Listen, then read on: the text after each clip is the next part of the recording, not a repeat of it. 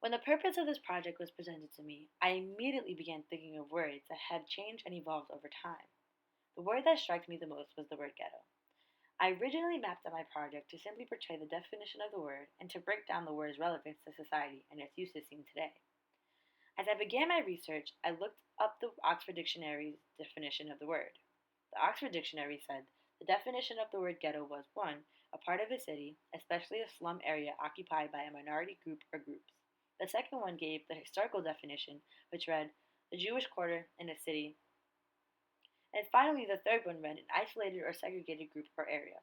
Out of these three, the one that stuck with me the most was the historical definition in regards to the Holocaust and the liquidation of the people of the Jewish religion. I couldn't help but think about the immense amount of pain these people endured, leaving their homes and being forced to move into these repulsive, disturbing areas known as ghettos. What bothered me the most was that they didn't even know what their future really held. To explain my redefinition, I was originally going to explain how society pinned the word ghetto to someone who was considered loud, obnoxious, and over the top, especially when it came to describing their language, dress, and style of living.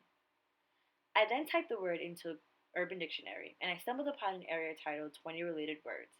In this section, I saw degrading words such as black, nigger, rap, stupid, and hood, indicating that all these words were in relation to people of color. When I then searched the word into Google Images, I couldn't help but notice the pictures were dominantly people of color, dressed up looking similar to clowns, with an over-exaggeration portrayal of their body parts. It was almost as if they were trying to make them seem foolish, while the very few pictures included of white people weren't nearly as offensive. After doing all of this, the direction I was going to take my project with completely changed. I was now defining a word which once held so much historical value that now was categorized under a negative perception of how black people, supposedly acted. A lot of people use the word loosely without truly understanding the offensive and underlying misconception the use of the word holds in today's society. Here's a video excerpt from the MTV documentary White People, where a woman is broken down crying because after hearing the use and a discussion of the word ghetto. They're all racist. I'm gonna add that. They might be nice in your face, but behind your back, they're gonna say something.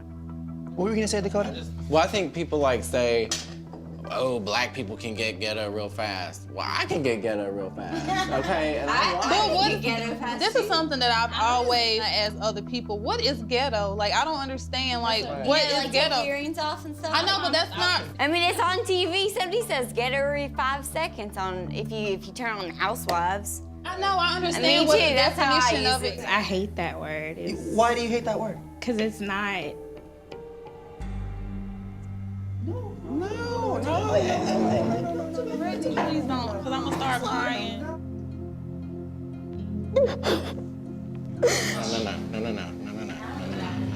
Give me a hug. Give me a hug.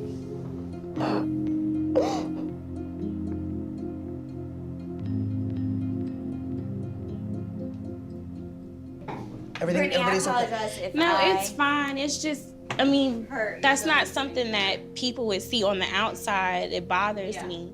The word ghetto, for me, when I was younger, it was used in a negative way. It was derogatory, like you're ghetto because I'm black, not because of where I'm from. It wasn't about where I was, it was who I was. You know, isn't it amazing the power of these words?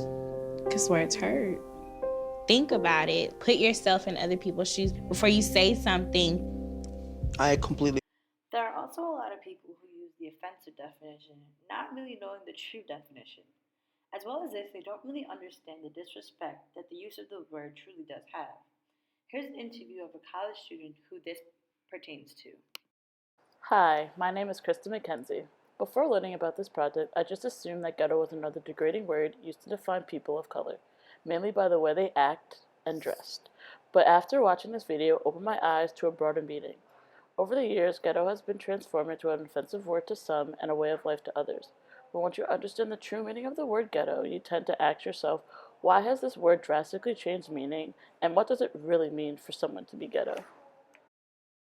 With this, it became evident that those who at least know one of the definitions of the word could truly benefit from learning about the other.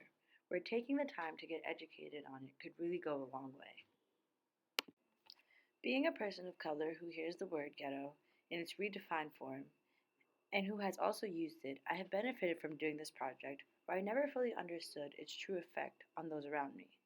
I feel as though it is my duty to get the message out there that knowing the simple definition of a word and using it in the right context could truly make all the difference. After doing all of my research, I asked myself this simple question, and I challenge those who view this video to do the same. When did a word with such traumatic meaning to history evolve to obtain a definition so degrading and belittling to persons of color?